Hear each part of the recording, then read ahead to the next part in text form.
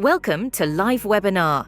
Today, we're going to show you how to use the source tracking feature to optimize your webinar promotions. First, log into your LiveWebinar account and either create a new event or select an existing one. Navigate to the Tracking tab and find the Source Tracking option. Here, click on Create New Source and link with this event.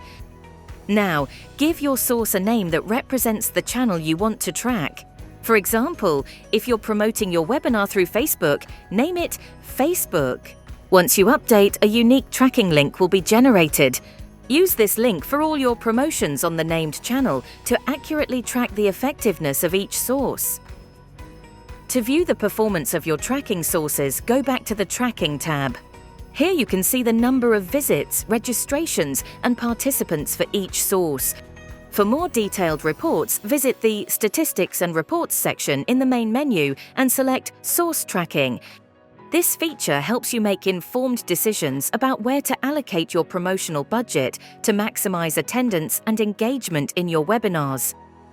Thank you for watching. Start using source tracking today to boost your webinar success. For more tips and tutorials, subscribe to our channel. See you next time.